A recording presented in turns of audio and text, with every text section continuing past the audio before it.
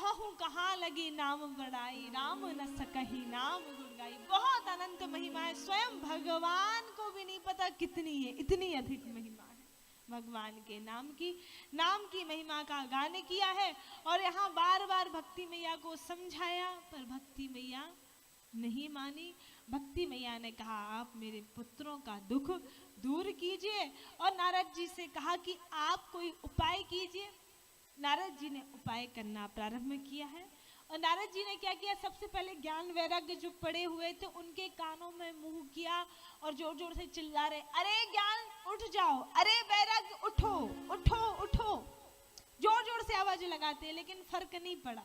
और जब इतने के बाद भी फर्क नहीं पड़ा, अब नारद जी क्या करते हैं, प्रयास करते हैं जगाने का। क्या करते हैं, भागवत जी में वेद व्यास जी लिखते हैं, वेद वेदांत घोषैष गीता पाठेर मुहुर मुहुर बोध्यमानौ तदा तेन कथं चिच्चोत्थितौ बलात्। नारद जी ने सबसे पहले वेदांत घोषैष वेद ध्वनि की, इससे जग जाए। वेद ध्वनि हो गई, ज्ञान वैराग्य नहीं उठे, चलो ठीक है। अब वेदांत घोष किया, इससे जग जाए, उससे भी नहीं उठे।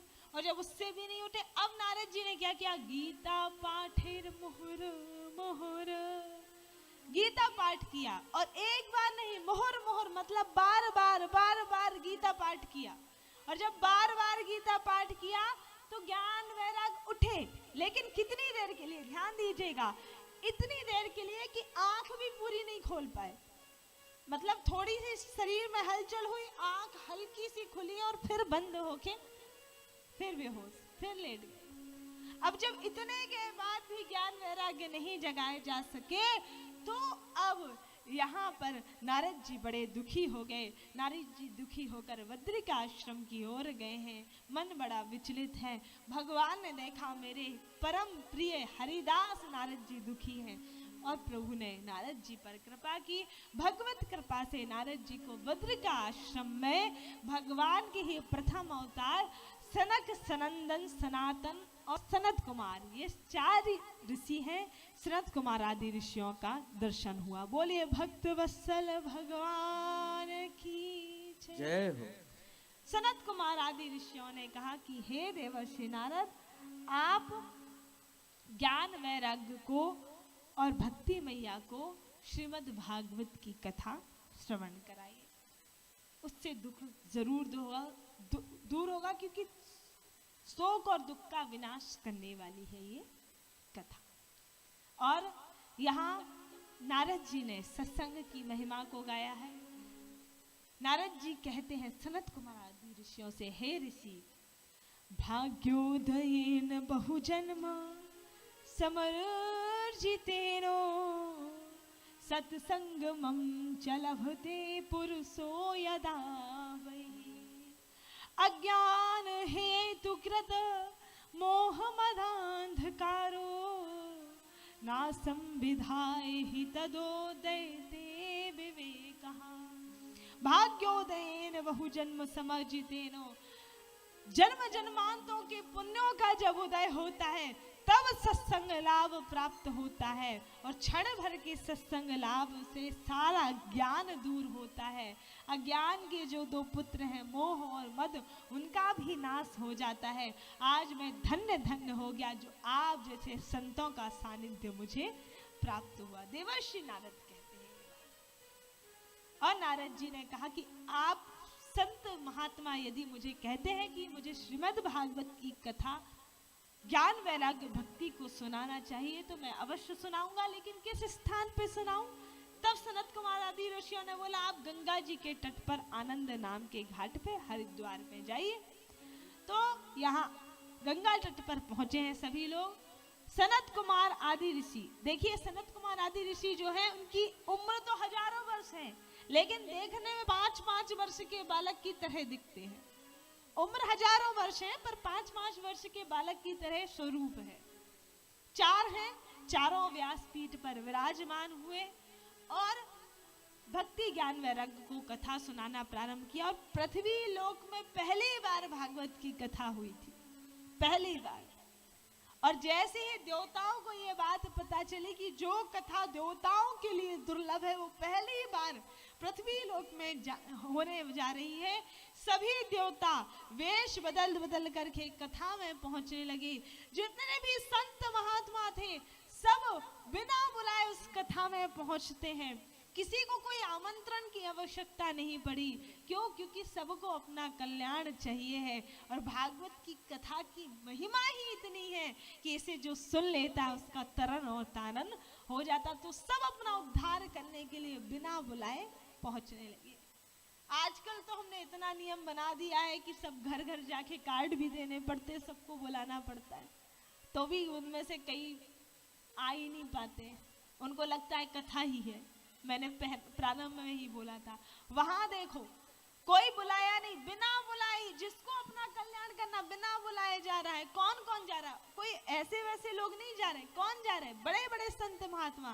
कौन कौन जाता है? वेद व्यास जी वर्णन करते हैं कि भृगुर वशिष्ठस्य च्यवनस्य गौतमो मेधातिथिर देवल देवरातौ रामस्तथा गाधी सुतस्य साकुलो मृकंडु पुत्रा त्रिज पिप्पलादः। भृगुर वशिष्ठ च्यवन गौतम मेधातिथि देवल देवरात परशुराम गाधी इत्यादि महान महान संत महात्मा बिना बुलाए कथा में पहुंचते हैं कि ये कथा हमें सुनने मिल जाए बस एक बार। और अकेले नहीं जाते, अपनी अपनी पत्नियों को लेके जाते हैं, अपने अपने बच्चों को लेके जाते हैं, शिष्यों को लेके जाते हैं। और सबसे ऊपर नाम किसका लिखा? भृगु वशिष्ठस्य। पहले भृगु फिर वशिष्ठ, सबसे ऊपर नाम भृगु ऋषि का। लोगों ने पूछा वेद व्यास जी से, आपने भृगु ऋषि का नाम पहले क्यों लिखा? अच्छा, लगता है इतने सारे महात्माओं में सबसे ज्यादा ज्ञानी भृगु ऋषि है, इसलिए आपने नाम पहले भृगु ऋषि का लिखा। वेद व्यास जी ने कहा ऐसा कोई नियम नहीं है। तो कहा तो फिर आपने पहले क्यों लिखा?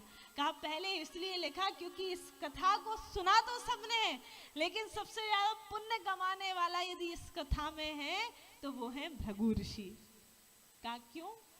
कहा भृगु ऋषि एकमात्र ऐसे संत थे जो स्वयं तो कथा में आ रहे थे, और जो लोग नहीं भी आ रहे थे ना उनको भी पकड़ पकड़ के खींच खींच के लेके आ रहे थे।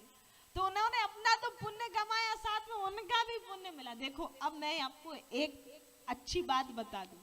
क्या आप लोग आ रहे हो ना कथा में, 7 दिन सुनोगे ना, आपको अपना पुण्य तो मिलेगा, लेकिन कल से एक नियम बना लो। क्या? कि आप अकेले मत आओ, 2-4 को पकड़ के और लेके आओ। क्योंकि आप 2-4 को पकड़ के लेके आओगे ना तो उनके भी खाते का, उनके भी अकाउंट का जो ये पुण्य एकत्रित हो रहा है ना, उनके भी अकाउंट में से 10% ऑटोमेटिकली आपके अकाउंट में आ जाएगा। अपने आप 10% मिल जाता है। ये एक पॉलिसी है।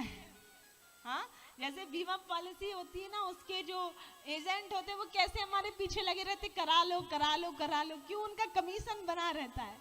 तो हम भी अब कमीशन वाले बन के जाएंगे। क्या करना? कल से अकेले मत आना, 4-5 को साथ में लेके आना, क्योंकि आप जितने लोगों को लाओगे ना उतना ही आपका पुण्य बढ़ेगा और उनके खाते का 10% आपके खाते में जाएगा। ये भागवत कथा का नियम है। ये भागवत कथा का नियम है। इसलिए कल से सबको 4-5 को साथ में लेके जरूर आना है, भृगु ऋषि की तरह। याद कर लीजिए। तो ये सुंदर कथा में सभी एकत्रित हुए हैं, और यहाँ तक कि चारों वेद, वेदांत, 17 पुराण भी ब्राह्मण रूप धारण करके इस कथा को सुनने के लिए आए। बड़े बड़े देवता भी ब्राह्मण रूप धारण करके कथा को सुनने आए। मैया गंगा, मैया यमुना, मैया गोदावरी, कावेरी, ये सब तीर्थ स्थान भी ब्राह्मण रूप धारण करके कथा को सुनने आए। और नगादयो अस्तत्र देव गंधर्व दानवा, देवता आए, गंधर्व आए, दानव भी, मतलब राक्षस भी आते हैं वेश बदल के। क्यों? हमारा उद्धार हो जाएगा। सब इस कथा को सुनने के लिए आते हैं।